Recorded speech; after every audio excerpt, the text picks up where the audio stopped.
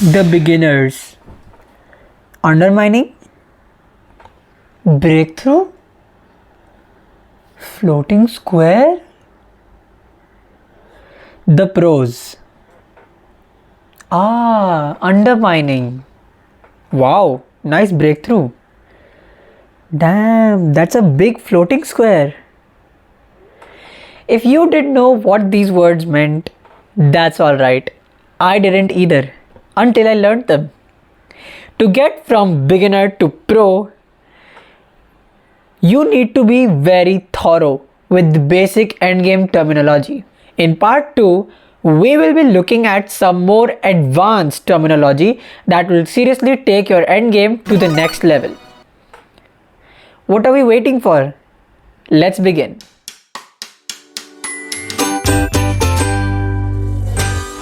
Hey friends, I'm Ishan and today we'll be looking at part 2 of endgame concepts you must know. The first up on our list is the floating square. No, the floating square is not a square-shaped floaty. It is a way of determining whether a pawn can promote without the king's help when there are two separated passed pawns on the same rank. Just like the square of the pawn, the floating square is just a time-saving technique to help you calculate whether a pawn will promote in such situations or not. Now I will show you how to draw the square. So what we do, we take the pawns as the two corners of our square and then we draw diagonals till they meet each other's files, and then we just connect all these corners to form our square. Now as you can see, the floating square reaches the edge of the board. In such situations, we know that one of the black pawns will promote without the king's help. Since the black king is stuck defending the white pawns, it all comes down to whether white can stop these pawns or not. Let's see how they promote in action. So we play a4, White's king will try to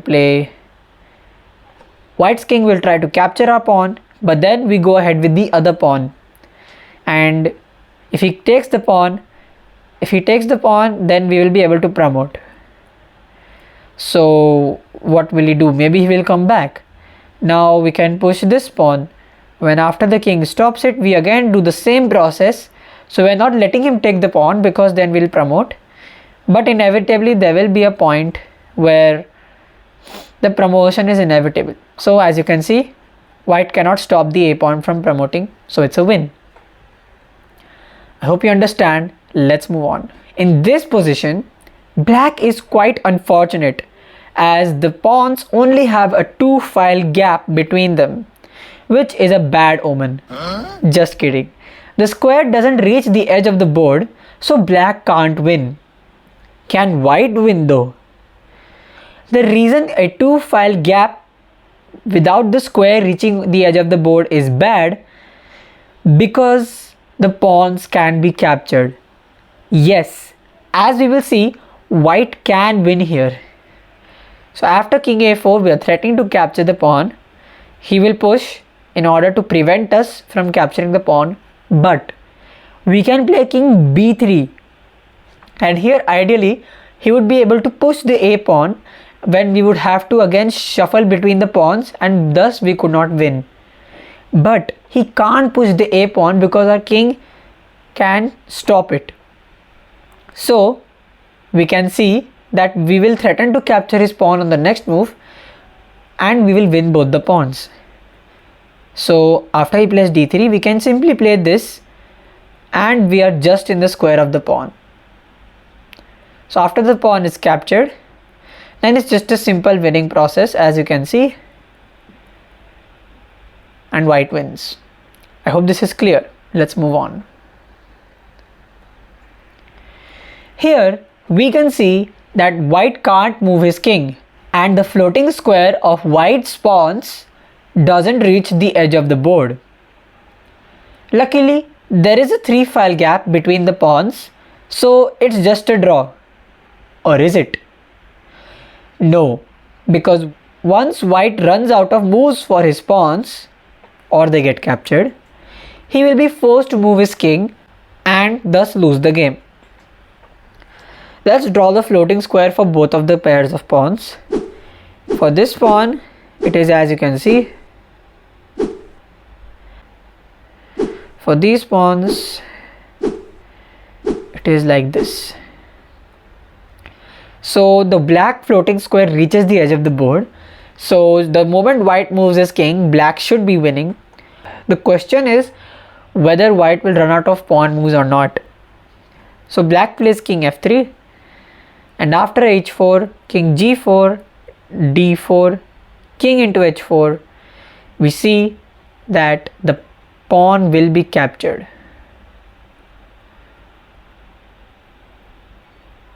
And thus black wins. I hope it's clear, guys. Let's move on. Number 2 on our list is triangulation.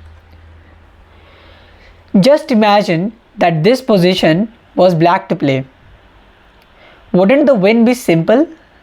Yes, that's because we would have the opposition, so he would have to give away and our king could infiltrate. Okay, enough of the woulds and coulds. Let's actually try to get such a position. How do we go about it? Well, we lose a move. Yes, that's right, we lose a move. The maneuver which aims to lose a move is called triangulation. As the name suggests, we make a triangle with our king to make this very position black to play. So what we play? We play king d4. If you tried c6, it is a very nice try, but unfortunately black has a defensive resource to draw the game. Now the variation I think you calculated was bc6, king c5, king d8, and now king d6 to maintain the opposition, king c8, king takes c6, and now white wins. But what you might have missed is king c8. And now white can't win. After king d6, king b8, you have two tries. You can either try c7, when after king c8, king c5, king d7, black will just keep shifting between d7 and c8, and the moment white plays king d6, it's a stalemate. Or you can try king d7, when after b takes c6, king takes c6, king c8, it's a well-known draw. So the correct move is king d4. Now black has a lot of moves, but let's just say he plays king c6. Now we play king c4, forcing him back to d7, and now we play king d5. So what we essentially did was we lost a move, which makes this position black to play. Now you can see the triangle that has been made to lose a move. Now black has a lot of choices. He can play king e7, when after c6, takes, king d8, b7 is a simple win. Or he can try king d8, when after king d6, king e7, and now don't play king c7, otherwise it's a stalemate. But you should play c6, when after he takes, we win the game by king c7.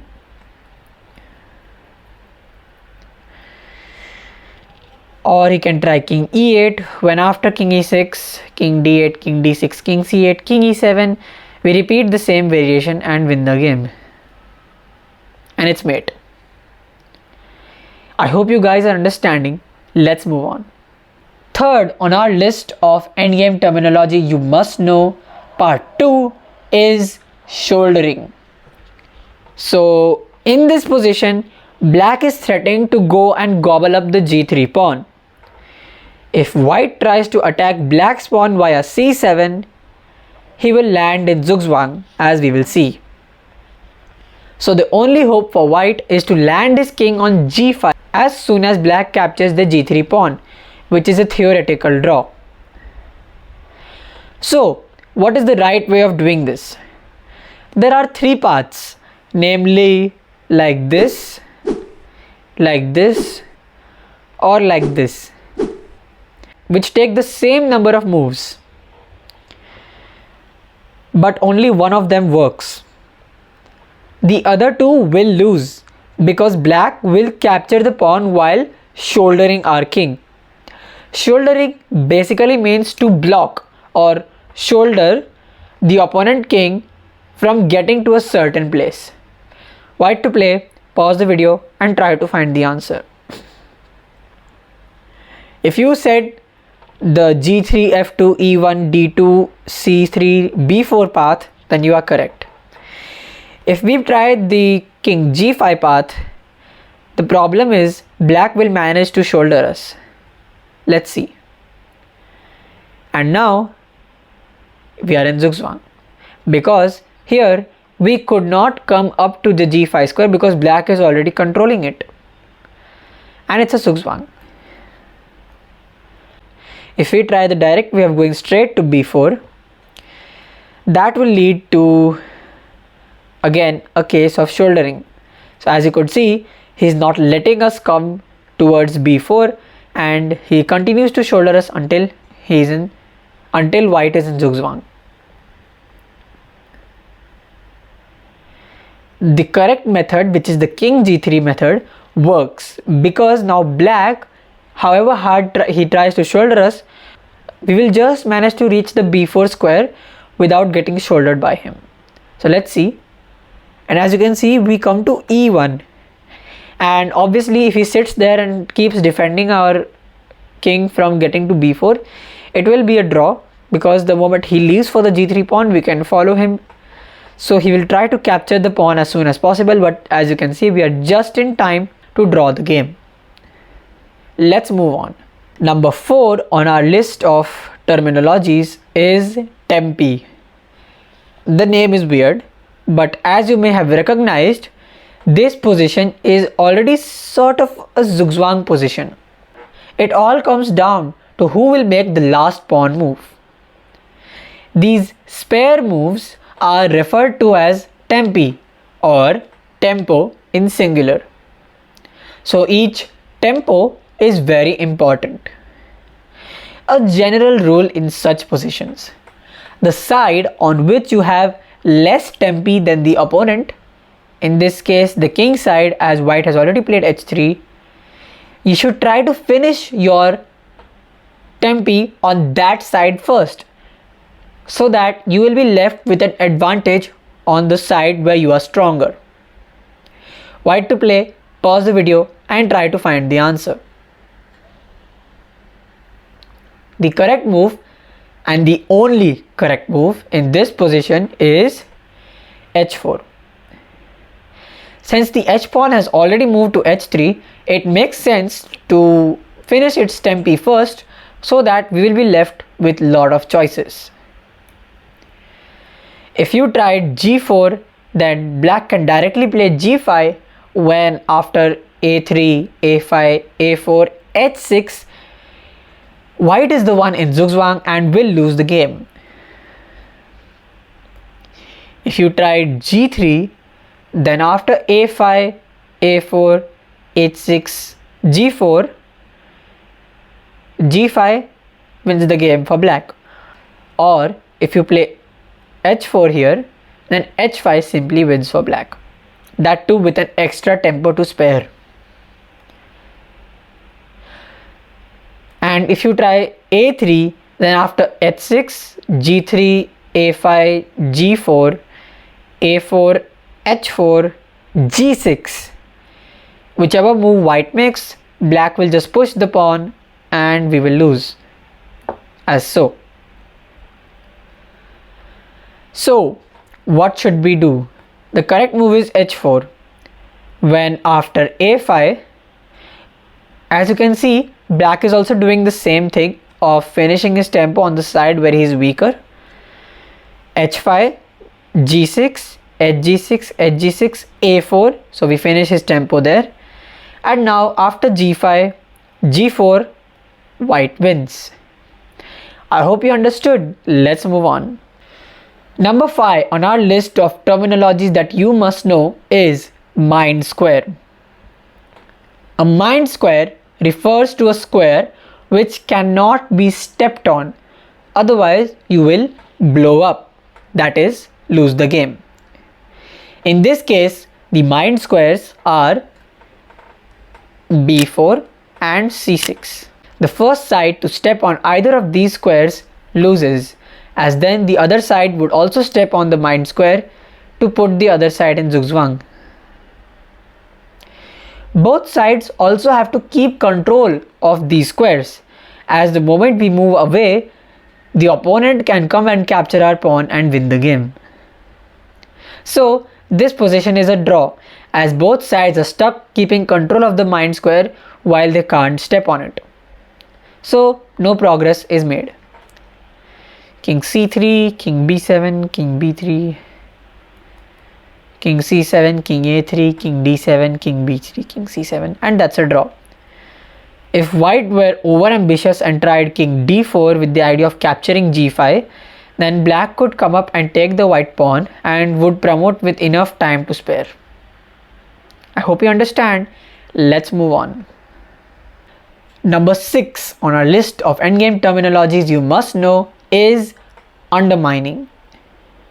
Undermining refers to breaking a chain of pawns by mining or attacking the base pawn, the pawn which is at the bottom of the chain, which is not supported by any other pawn, is called the base pawn. In this position, black uses undermining to break white's pawn chain and then wins easily. So what should we do? When white plays king f2, we can simply play a5, which is an example of undermining. The pawn chain of white is b4 c5 and the b4 pawn is not defended, so we simply play a5 and undermine the pawn chain. After takes, and once we capture the pawn, it's an easy win, as you can see. I hope it's clear, guys. Let's move on. My favorite now. Number 7 is breakthrough. A breakthrough is not punching down a wall of bricks. It is a sacrifice to create a far advanced passed pawn.